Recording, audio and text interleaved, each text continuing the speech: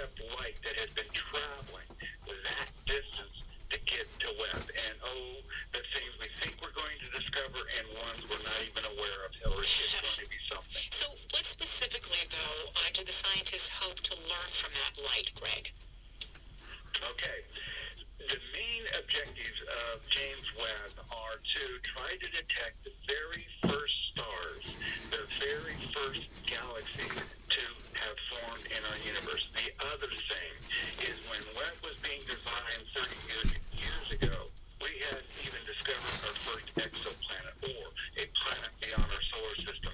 We now know of over 4,000 of them and discovering more every single week.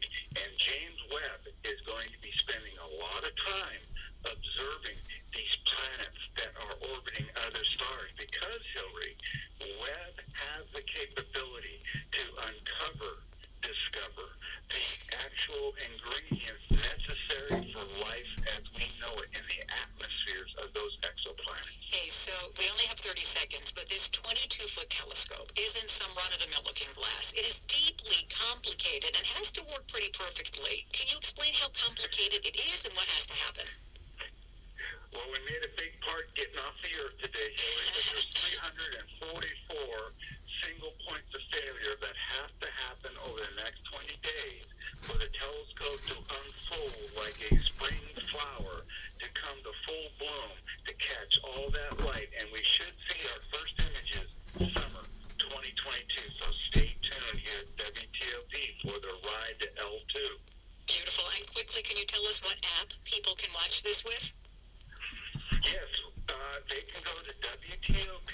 We've got a live blog set up, and we've got all kinds of web links that are currently tracking the spacecraft, which, Hillary, is closing in on 80,000 miles away from the Earth as we speak.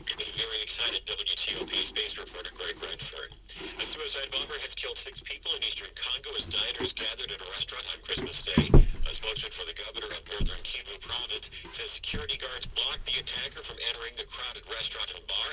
No immediate claim of responsibility in the attack, though Islamic extremists claimed a suicide bombing back in June that caused no other casualties.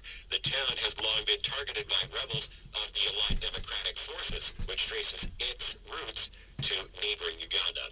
Just ahead on WTOP, holiday fair for the NBA and the NFL. It's 12:44.